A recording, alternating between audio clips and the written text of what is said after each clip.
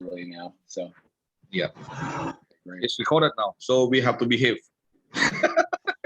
Okay, actually, it's 10:05 here in New York City.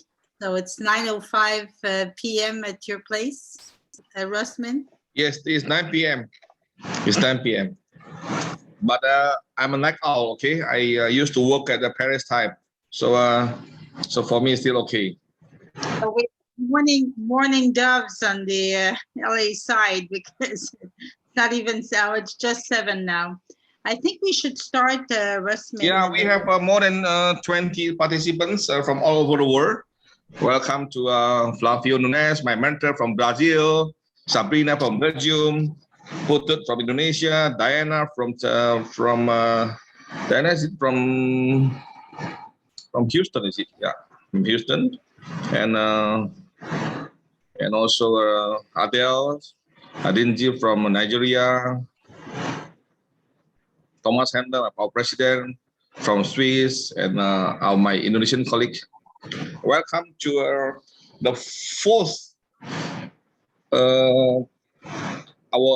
the city we need is a football program, World Urban Campaigns, FEHDC's initiative, endorsed and supported by UN Habitat, shared by my idol world presidents, Danielle Grossenbacher, and I'm her co-chair.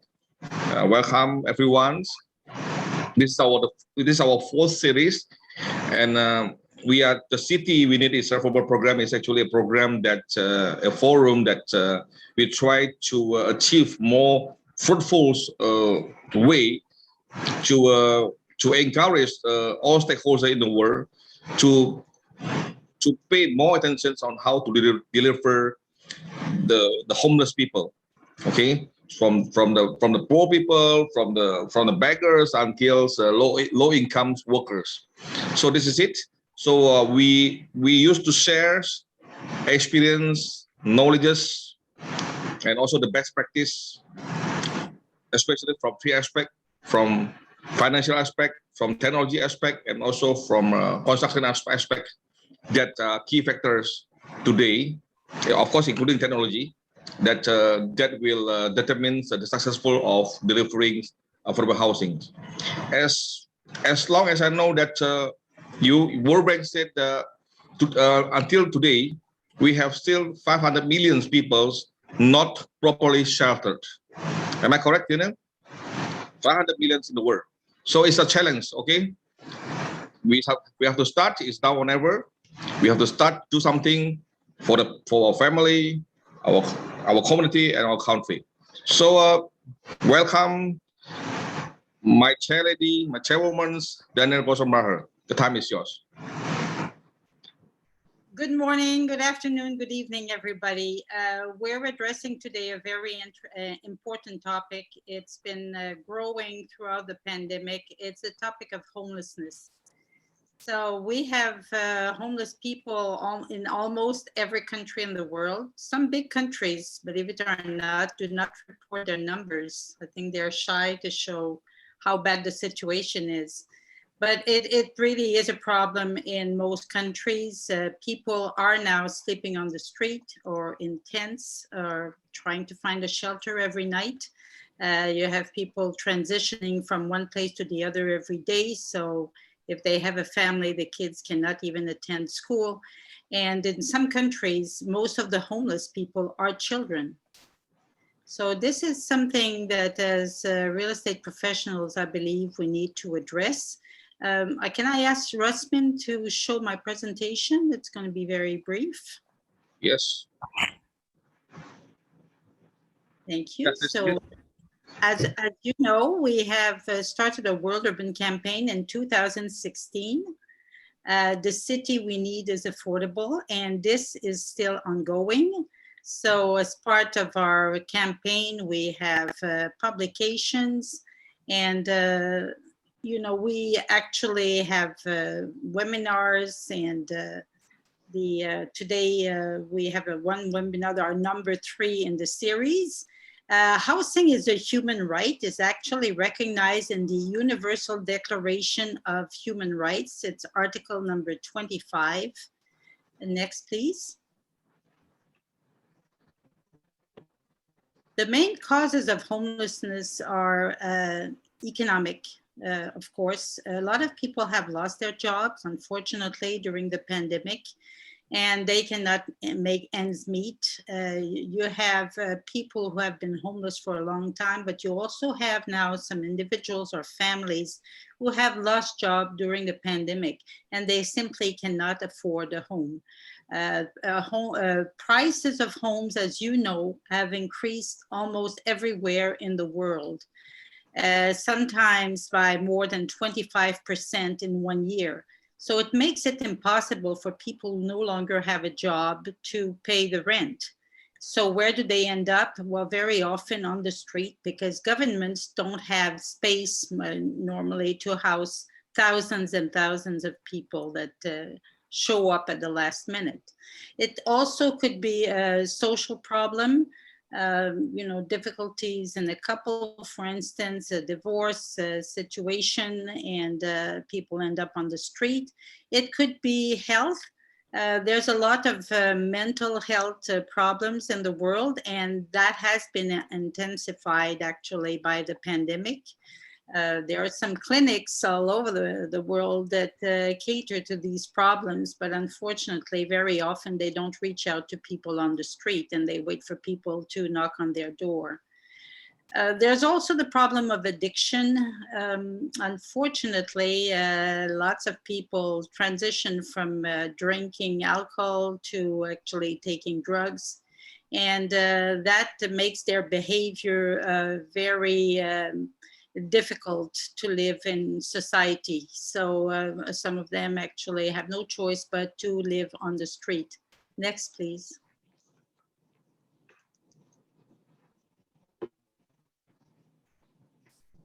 So the cities with most reported homeless people are Manila in the Philippines, New York City, Mumbai, Los Angeles, and Moscow.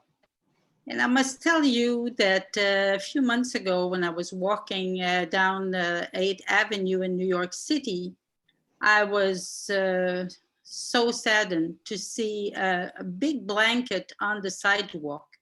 Underneath were a father, a mother, and 2 young children, maybe 2 and 3 years old. And the parents were trying to keep them warm between their bodies. That day, it was only about 5 degrees centigrade in New York City. And they were sleeping right on the pavement of the main avenue of New York. And I'm sure you've seen in most cities in the world some similar situation. And we cannot ignore it. We cannot just close our eyes, walk by and say, tough luck.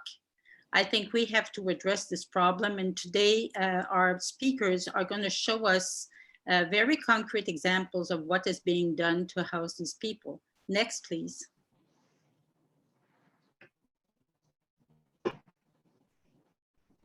So people who were on the street and get a permanent roof over their head all say that it's essential to rebuilding their lives.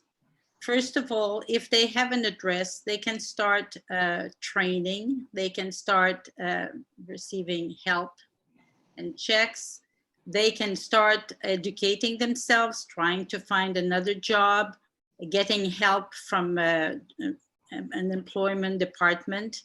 And importantly, they can build human relationships that are stable.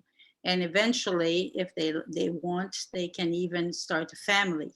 So having a roof over your head brings security, confidence, and it helps you build back a normal life. Next, please.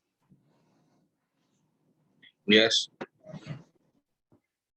So if you have seen effective solutions to homelessness, to house people permanently, I would ask you to contact me before July 31st. We are preparing our 5th publication on affordable housing solutions, and we will start putting everything together after July 31st. It is free to have this published in the book. So what we need is about 2 or 3 pictures of the project that is finished and implemented, 2 or 3 paragraphs on what it is that it's doing, and the business card of the person responsible for implementing this solution. So that person can eventually get business from around the world for their solution.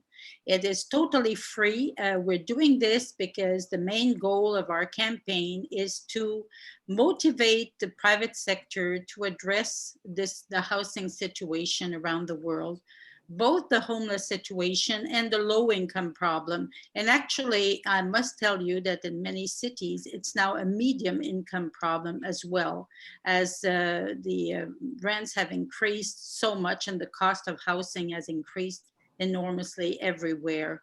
So we would like to publish the solutions that you find around you, no matter where they are in the world. And so you have until the July 31st to send us these solutions. Thank you very much. I would now like to introduce to you our 2 speakers today. First, we will hear about from Colin Jacobs, our first speaker, who graduated from Brown College with a degree in computer graphics. And guess how he started this career? As tech director for Star Wars 1 and 2. And I think every one of you have seen Star Wars. So this is quite a way to start a career. Later he transitioned, so he was in San Francisco in a studio there, the Lucas Art Studio. He later transitioned to real estate and partnered with the sports stars, so always with the stars. And it was a company, Sports Star Relocation. It was in LA, and it's a one-stop relocation for professional athletes. He was a guest speaker for Tom Ferry in a series of Bank of America to improve the communication between realtors and mortgage loan officers. He then joined RE/MAX as a global trainer and director of the largest branch in South California. He was an international trainer for overseas brokers as well. And now he's currently with a company called EXP. He's leading a commercial team in the LA area.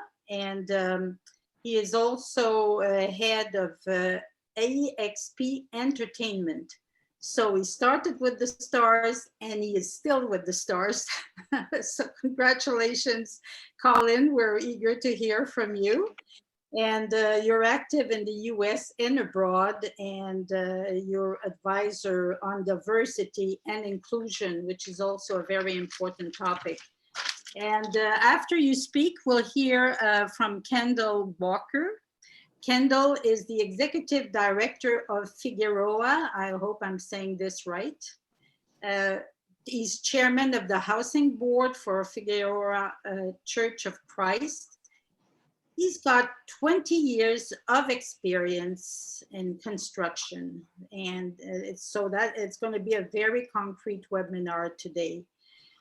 He was the owner, project manager, director of housing at Figueroa Church, where he is also a member of the board of directors. He led construction of 66 senior housing units. And on the other side of the church, he built 51 low-income family units. He's located immediately in between these projects. And he's working as a developer on 20 other projects throughout the country. He remodeled affordable housing projects in LA and 4 other southern states.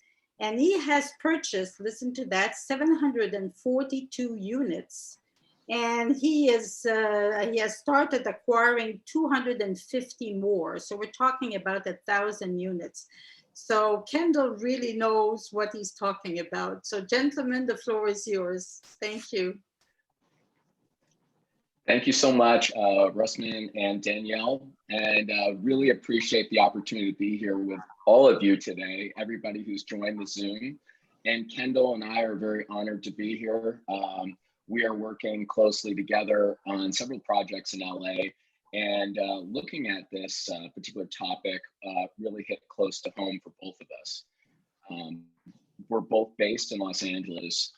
Kendall and I were actually joined by mutual friends who have a passion for bringing the spirit and the confidence of people in the homeless population up so that they can transition back into society and live a life that they would dream of. And Kendall is a true expert at that. So I'm very honored to be here with him. Thank you, Kendall, for being here with us. And just so you know, my background, and Danielle, I know you pointed to my start in computer graphics. I actually got a lot of training at Rhode Island School of Design and Brown University, and going into the entertainment industry for me, Los Angeles was always a place that you dreamed of, that you watch on TV and watch the music videos and everybody partying and enjoying their time in Venice Beach.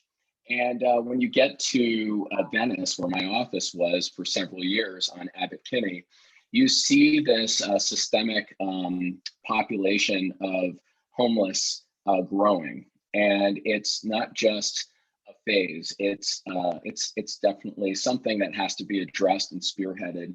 And whether you look at it from a political or philosophical perspective, there's an issue. And while we want to address the political and socioeconomic issues, I think it's more important to understand the psychology of the people that you're dealing with out there that have really given up.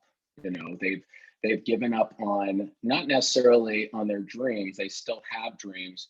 They just don't have the means because of what's going on of the social situation. So from 2010 to 2020, since it was last documented, you can see that the population has actually doubled in size. There are more homeless people on the street than ever before in Los Angeles.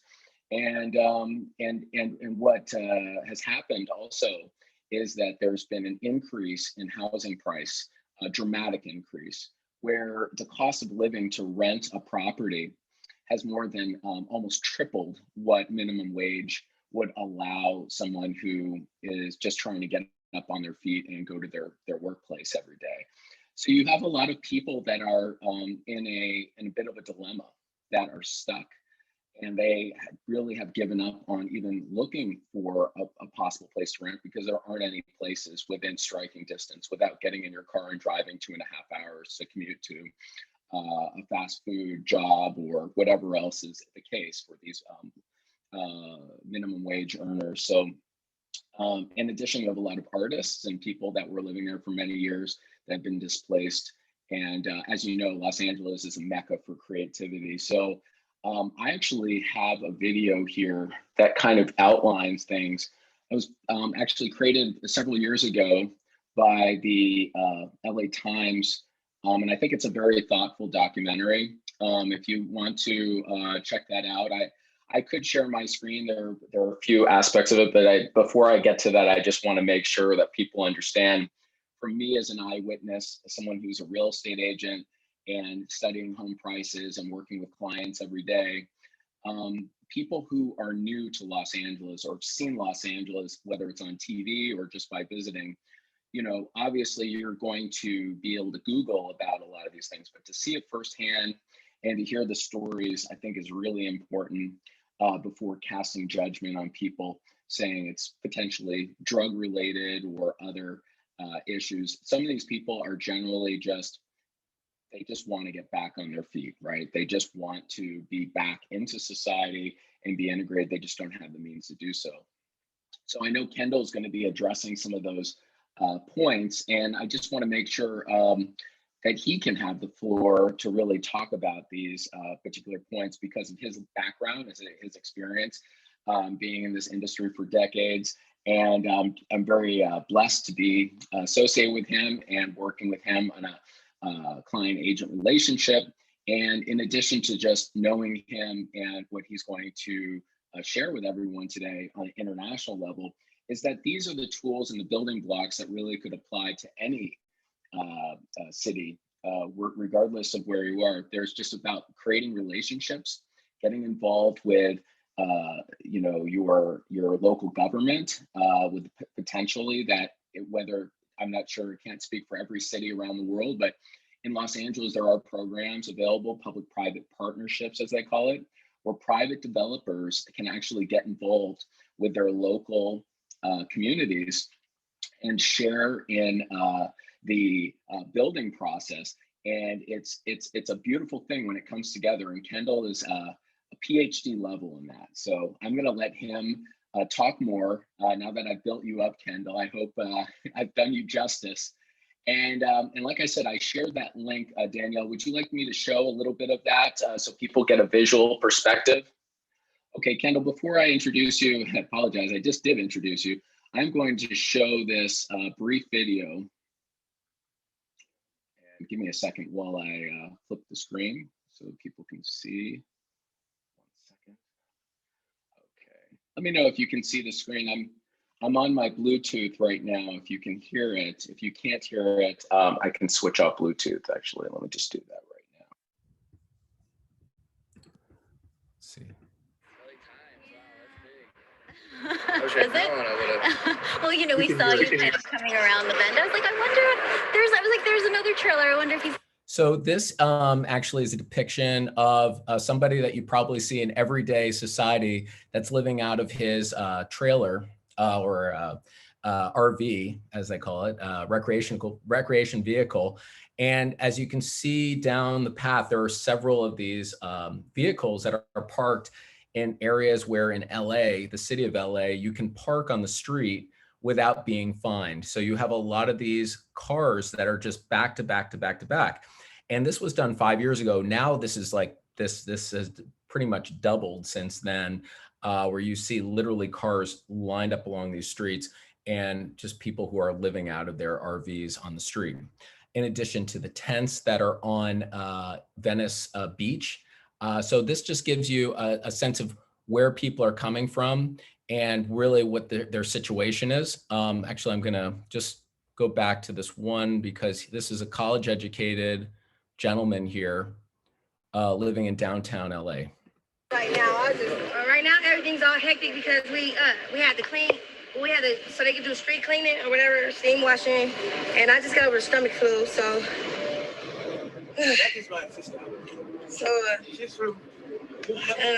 I'm about 10 weeks pregnant. You're 10 weeks pregnant now? Yeah. So. What are some of the options that you have right now? Live. Just wait like a cheetah in the tall grass. Just wait. And as soon as I get my opportunity, I'm pouncing. All right, Colin. Thank you, Lisa. So I didn't show you the whole clip, but this guy is college educated. He says that as soon as he gets an opportunity, he will transition from where he is and where he wants to go. And he's looking for programs that exist where he can transition from being on the street to a transitional housing. And Kendall, maybe this is a good opportunity because I shared the link with everyone. Danielle, maybe just in the interest of time, Kendall can talk more about this and we can come back to this video. What do you think? Yes, certainly we can do that. And also in the chat box, you could put the link so people who are interested in seeing it later. I really recommend looking at it because it gives you a very down-to-earth idea of what is life on the sidewalk. And by the way, this was done several years ago, so they're not wearing face masks or anything, but it shows you even 5 years ago that this was an issue. Thank you, Danielle, I appreciate it. And I did put the link in the chat. So if you see it says LA Times video, that's the link. If you didn't get it, let me know and I can resend it. Okay, great.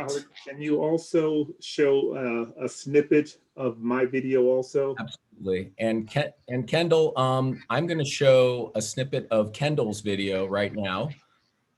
Let me just go back to sharing my screen here. Perfect.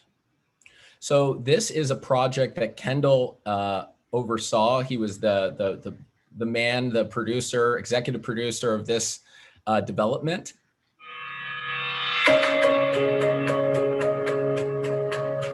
So this was before and after.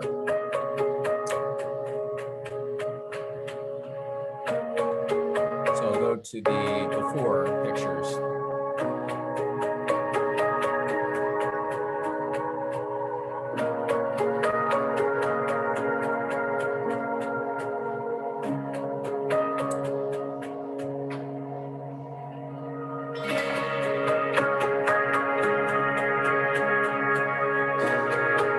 So everybody knows this is a project that Kendall revitalized. So it was an existing structure that was completely overhauled. And I'm showing you a few photos before, and I'm going to jump to the after photos just in a couple seconds here.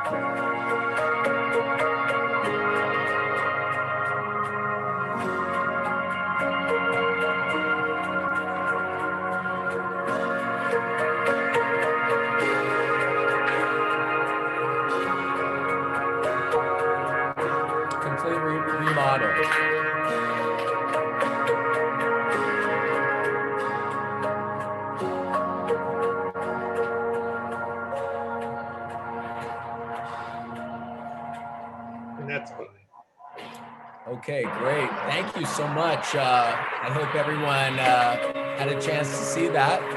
And we will provide that video for everybody. And Danielle, thank you very much for allowing that resource page. We can provide more information. And without further ado, Kendall Walker, my friend and client and associate from Los Angeles, the floor is yours. Okay, Colin, just to steal some of your thunder, I too was in the entertainment industry for quite a while. I was a string bass player, acoustic bass player, electric bass player, and keyboard player, and I toured extensively. I think my first professional gig was in the backyard of Roy Disney. Yes, not Sony Studios, but Disney. And I actually just performed extensively, made lots of money. That's what we do in Los Angeles is entertainment. We are the mecca of entertainment. And I then said, you know, I have enough money to sustain me, but I want to, A, have a family, have that family experience, and B, be able to help others. And my dad kept pulling me by the ear saying, Kendall, you need to come and manage my properties. And I didn't want to be a property manager. That's not the trajectory that I saw. But one day he said, we have to go and evict someone, so come with me. So I have no problem with firing anybody. That's what I do very, very well. I went to evict this individual. And we went to his apartment and we asked him, why are you late on your rent every month? And he said, I only make $800 a month. I'm disabled. After I pay for my medication and buy food, I have no, and pay my rent, I have no more money. And life as it happens just cause him to be short every month. And we're charging him a $75 late fee every month for 6 months. And my dad reached into his pocket and gave this gentleman $200, and he was never late on his rent again because of the fact that he had, you know, he had that assistance that he needed. He had someone that was compassionate for him. And when I saw that, that's all it took to sell me to say, I want to do what my dad is doing. And at the time, we built the 66 units low-income senior housing complex and a 51 unit low-income family complex directly across the street from it. And that was the extent of the portfolio. And when I really just put all my energy into the business, I took the assets from, or shall I say, took the equity from those properties and purchased 10 more properties so that we may do the same thing. And all of those properties are for low-income families, senior housing, and persons with special needs, in addition to now 400 units are being built for homeless veterans specifically. To go back to that video that Colin just showed, we decided to partner with the city to purchase nuisance motels throughout the city. Many city resources were going to these motels because of the drugs and prostitution and harm that was being done at these motels, and the city was all for it. Let's do that. The city actually, through this Proposition HHH bond money that was raised by the taxpayers, we were able to get some funds from the city to purchase motels and to remodel them so that we could put these homeless veterans in these locations. Now, that's just, you know, I am a landlord, but that's a small part of the problem. How do we truly fix the problem? That is when we were introduced to stepuponsecond.org. Stepuponsecond.org is a nonprofit organization that truly has a wonderful, supportive, all the actual social services that anyone needs to survive. They have them. They've perfected it. They have taken their model and rebuilt it in many other cities, and they're doing really, really great things. And I said, okay, if they're going to help our homeless population with truly all the social services they need, everything from money to clothes to food to medical to psychological treatment, everything, then they're the nonprofit partner that we should go with. And sure enough, they did all those things, and they're doing those things. They're doing a wonderful job at it. Step Up on Second. So it's not just the housing portion, but it's the social services, someone that truly understands and knows how to, not only do they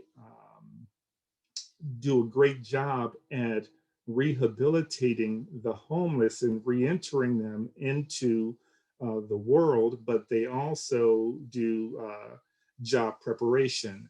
When I walked into Step Up on Second, actually has a facility in Santa Monica, California, on 2nd Street, which is 2 blocks from the beach. When I walked into the homeless units, They all had views of the ocean. I was jealous, but they actually took very, very good care of their tenants. Not only that, they actually have a coffee shop that's on 2nd Street. And that coffee shop, in the kitchen, they are retraining the homeless population that want to be trained. And once they train them, once they go through the training program, they actually get to work out in the actual coffee shop up front and, you know, truly changing the trajectory of their lives. I have some tenants that literally were homeless and now they're driving Mercedes Benzes and they have all the wonderful luxuries of life. And it's a wonderful, wonderful thing to see. So as they say, the more you give, the more you get. Not only Step Up on 2nd is a partner that actually is doing this and doing it very well, but there's another one, another nonprofit, the St. Joseph Center. The St. Joseph Center is probably one of the largest nonprofits for the homeless population, I'm going to say, in the country. They actually service about 10,000 people per year. And of those 10,000 people per year that they service, approximately 95% of them stay in the program. They don't stray back into the homeless population. They actually, if you want to change, there are entities out there that will assist you in change. And here's the number one thing that many people on the streets don't know. If with their cell phones, which most of them do have cell phones, if they dialed 211 here in Los Angeles, the city will provide you help. The city will immediately place you somewhere if that's something that you want to do. But unfortunately, there are many homeless people that will remain homeless because they don't want to be in a structured environment. But those that do want assistance, there is assistance out there, and I'm doing my part with my 1,000 units, and I'm hoping to grow that. I'm looking at the state of Nevada at doing the exact same thing, in addition to the state of Louisiana and anywhere else that needs my assistance that's within reach. We have many different resources to pull from. Of my 742 tenants, during the whole COVID situation, I had no issues with rents because of the fact that I found agencies to assist those that did lose their jobs, and those agencies were able to sustain them with their finances. I was able to, through the church, Figueroa Church of Christ, we actually serve approximately 400 people who need food every week.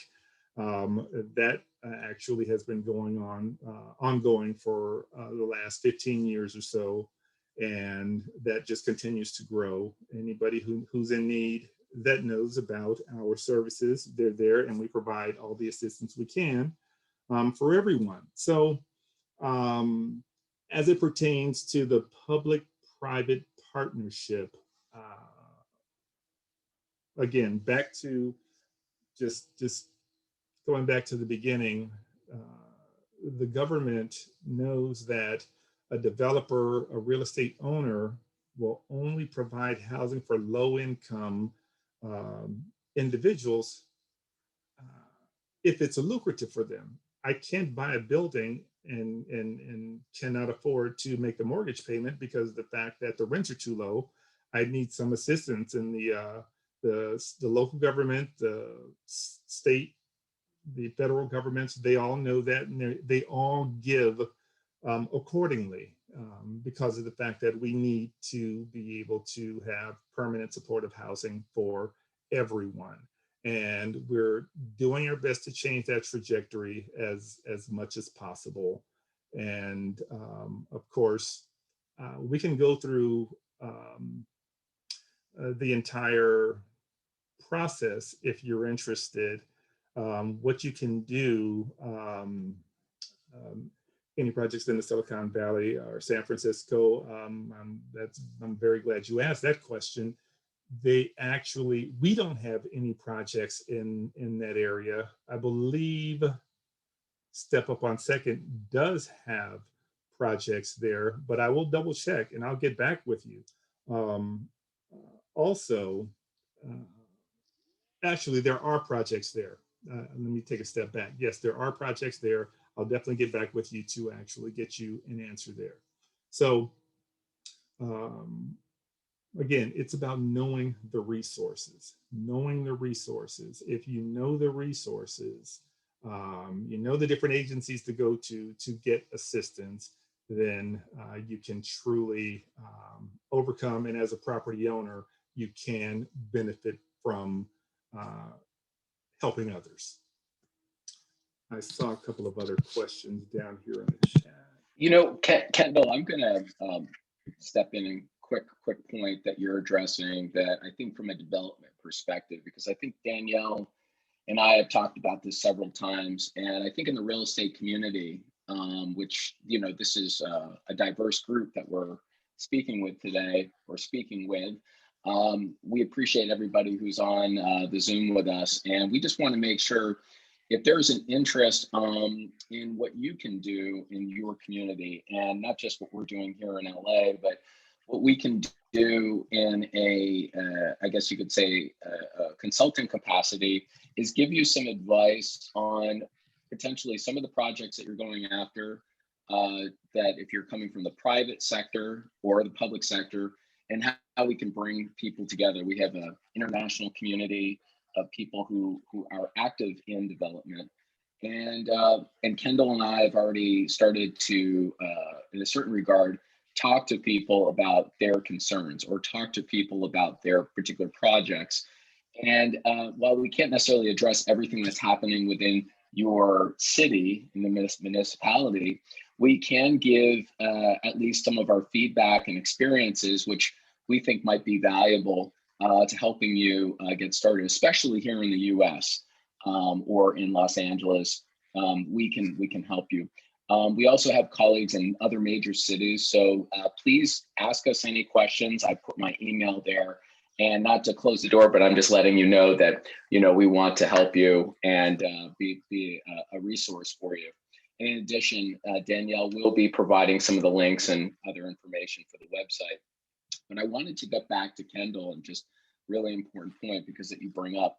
So when it comes to some of these projects that you have experience with, would you say that it's an arduous task for you to get your feet wet and coming from the private sector, where you've done lots of developments and worked with investors and in your own funding, and then come up with some sort of partnership agreement with the public sector? How do you see that come together where it's successful? The actual units that I own prior to doing the low-income housing, it's very simple, straightforward. I buy a building, I get renters, they pay rent, everybody's happy. Well, when it comes to the public-private sector, of course, the one thing that I really do appreciate is there are checks and balances. There are many different things that come up that the actual government wants to ensure that happens properly, so that the population is being taken care of the right way. So with that said, there's a lot more paperwork involved. There's a lot more, again, just checks from the top to the bottom. So that's the only additional thing that I'm having to do differently, is more paperwork. However, again, it's a great, way to help our community that needs assistance. So if I'm, let's say, an architect, I see Antonio mentions that, or someone else in the development sector, whether I'm an investor, that I'm a humanitarian, a philanthropist that wants to give back to the community, are there funds or groups that, like you had mentioned before, how do you find out about those groups in your local area? If I was just to do some digging on my own, would you be like, for instance, in Los Angeles, what would be the recommended approach to take if you were in somebody's shoes that was a beginner at this? Well, the first thing I do when I go to any city is, partner with the city planner's office. Because of COVID, there's a lot of city planners meetings that are actually recorded and online now. So you can see what trajectory any city is actually looking to do. The 5-year, 10-year, 15-year plan. And once you see the direction that the city is willing to go in, that's when you actually can contact the mayor's office, contact the city planner's office to see exactly how they can assist you. There's a housing authority pretty much in every state, every city in every state that actually has a plan, and there are funds available to assist with helping to create housing for low income, homeless, et cetera, and the like. So the first step would be to contact your local city government, and then they will share with you, their state funds and their federal funds as well. And of course, if you are in the United States, again, as Colin mentioned, reach out to Colin or myself at my website, which is, I put in the chat, cresla.net. And we will assist you in maneuvering through that bureaucracy. Great. And I see that there's some comments made, and thank you, Kendall, for mentioning those points. We were just looking at one right here from the prefab perspective, which I think is a fascinating topic in itself, is the 3D printed homes, mighty buildings in LA and San Francisco. Thank you, Jane. And I was going to say, as far as modular and these new techniques for development, there's another group that I'm familiar with that's doing shipping container, reimagining shipping containers as livable units that come at a quarter of the price. There are all sorts of new implementations going on with ground up new construction as well, whether it's small subdivisions or other master plan communities. What would you say about the future of that method, and in addition to renovating properties such as the one you showed us? Well, it's been difficult to actually get funding from your local banks for the modular and prefab housing. However, because of the fact that our housing shortage is the way it is, the city and the state are truly helping out in order to turn that corner. Again, in Nevada, we're going to build 1,000 prefab homes, low-income single-family homes, and it's all going to be prefab through a company called Blue Sun Housing Technologies. And I think that is a way to go to get housing built quickly, and for the sake of time, that actually is a great way to go. On the flip side, what I do is I look for housing that's already built, and we will remodel it, because for the sake of time, I think we can remodel an existing dwelling faster than building from the ground up. Not because of the fact that it's any cheaper, because it isn't, but it's more effective and it can happen a lot faster. But I love both scenarios. Again, in the state of Nevada, the actual,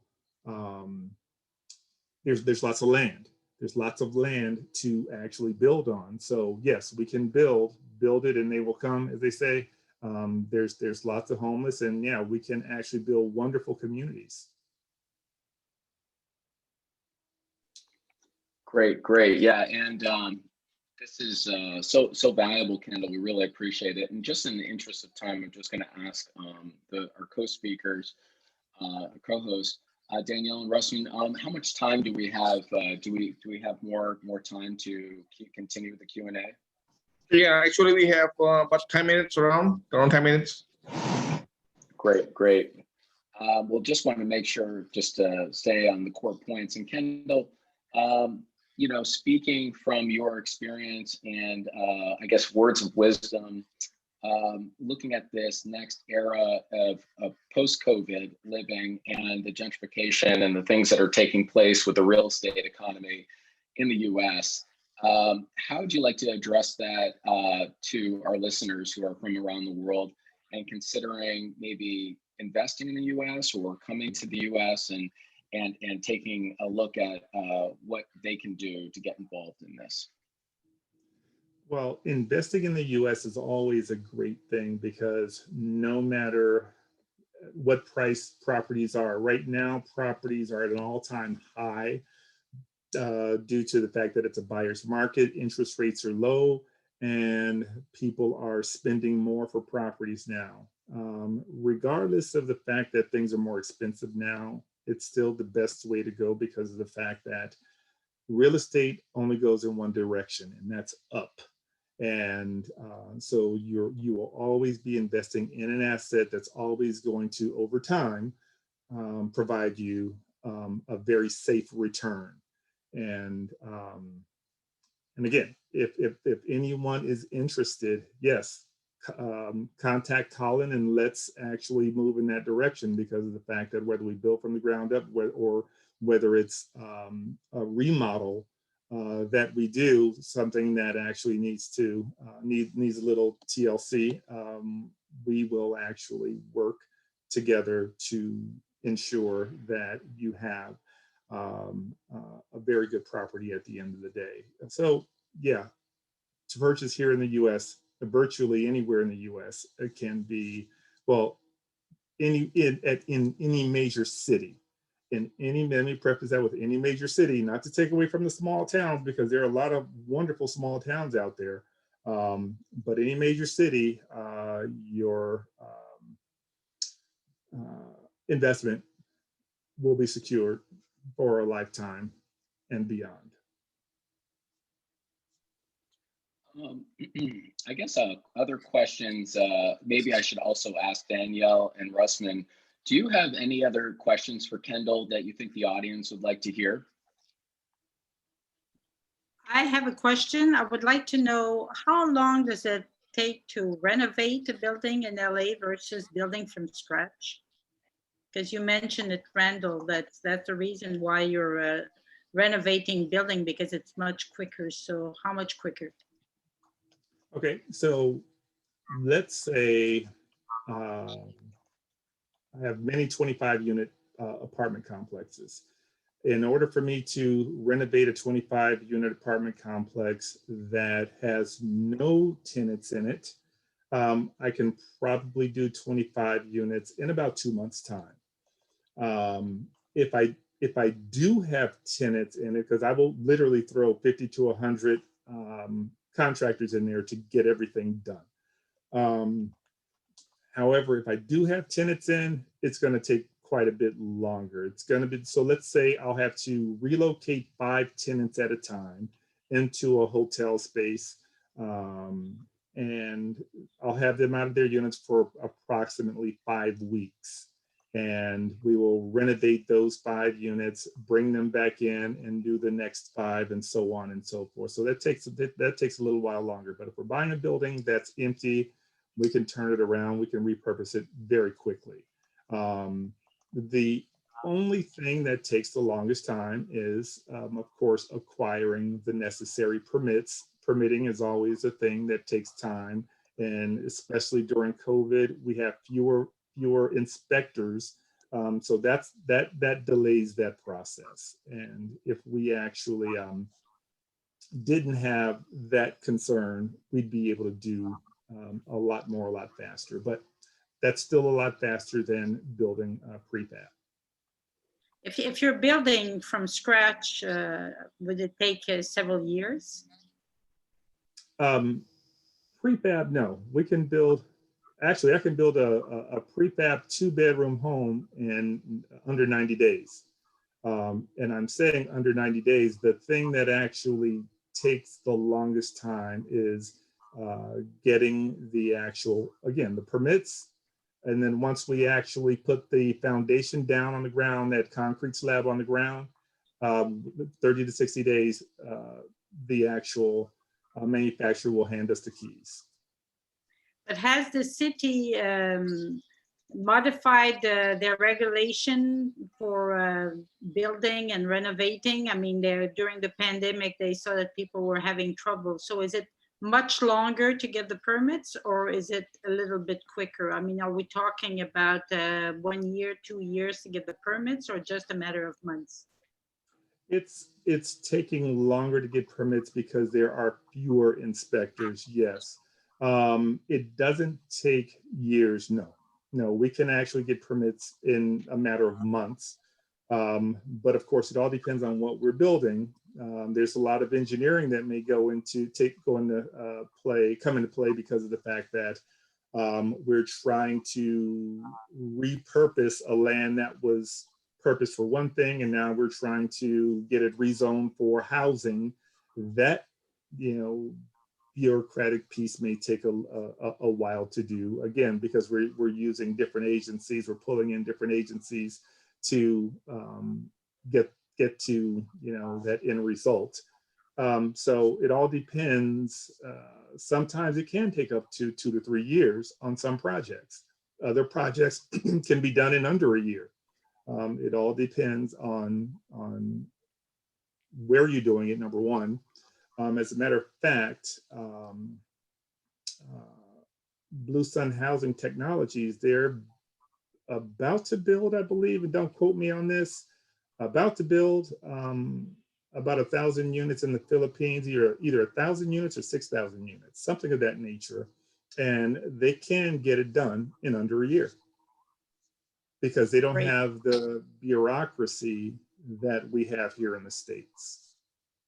My last question to you is about the services. You mentioned the agencies that are providing services to people who are now get a roof. So how does it work in your developments? Do they contact your residents once they're in, or do they have an office on the ground floor to provide services like a job preparation, job training, or job offers, or things like that? So how does it work? Do the homeless people reach out, or the agency contacts them? I'm glad you said that. That's a very good question. So at each building, there's a 24-hour security on staff to keep the building secure and everyone safe. And there's also a social services person that's there also. And that social services person takes care of any need that each individual has. And each individual has a different need. And with that said, they will be directed into, if somebody does want a job and they need the training, we will provide them the training, and again, they have to want to do this. They have to have the desire. If they have the desire, we will help them in every way we possibly can.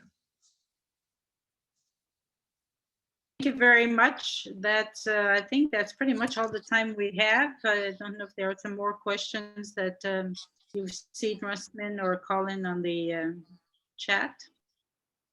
Danielle and Rusmin, thank you so much for your time. I really appreciate you permitting me to be a part of this community. Oh, thank you so much. I mean, you're so experienced. It's really interesting to have it, from the ground up, and from somebody who's got his hands in it. Yes. We're thinking about it, but you're doing it. Thank you so much. And No thank you, problem. Colin. Thank you very much, Colin, also for providing all the information on LA and offering to help anybody who has the idea of doing a project. I think it's extremely important to talk to people who have the experience it makes a big, big difference and can help people save a lot of money and time and frustration and redesigning their project, et cetera, et cetera. So I'm very, very grateful for your participation today. I think if people have other questions, or they can reach out to you, you've provided your addresses, and they certainly can provide, send their questions to us, and we'll reach out to you. And as I mentioned before, if anybody has seen interesting solutions in their own country, we'll be happy to showcase them in our next publication. And the deadline to submit to these texts and pictures and information is the 31st of July. So one more month, and then we'll prepare our volume 5, which will be published and distributed in Honolulu in October during Urban October. So thank you very, very much. I'll leave it to Rusmin to end our session. Yeah, thank you, Walker and Colin. You are tonight. I'm very touching because you inspired us a lot how to do the best for the community. Yeah, especially for real estate players. So this is this much our missions, how to encourage the stakeholders of real estate to push the pro-housing program, providing for the homeless people, and also economically you still can earn a bit money, of course, because you need money for your living. So thanks again. We have good news. We have one volunteer. We can see Antonio Ricianto, that he lives in San Francisco, in Silicon Valley. He would like to contact you guys, and he is a retired planner and a good carpenter that he wants to volunteer himself to support you guys. So this is very interesting part, Danielle. We have a volunteer tonight. So okay, thank you, Ricianto. Thank you, Danielle, for your opportunity. Of course, this will be recorded, and we'll send the link to all the participants, and also send the link to the world. Okay, make them awake that there's a lot of people did their help. Then the best part is we keep reminding the governments that real estate sectors is the most important sector. It's kind of a locomotive engines of your country, each country, because it has 176 downstream industry, a huge multiplier effect.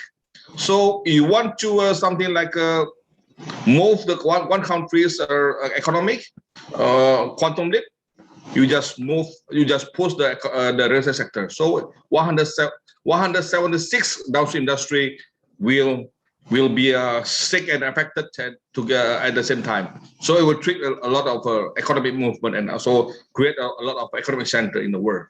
So this is the best part of real estate sector, Daniel. We are lucky. We are kind of hero of the world, actually. Thank you. Thank you so much. And please check our website, www.urbanthinkerstalks. And you will find our publications, our webinars, some urban talks on various topics. The next webinar will be on solutions for the elderly, housing solutions for the elderly. And if you have ideas, anybody listening today, contact us, and we're setting up that webinar for July. Thank you. Yeah, thank you. And now I will send the recording again in the social media, in our website, and also through the email to all the participants of tonight. Okay, thank you, everyone. Bye. Have a good week, everyone. Bye. Thank you. Appreciate it.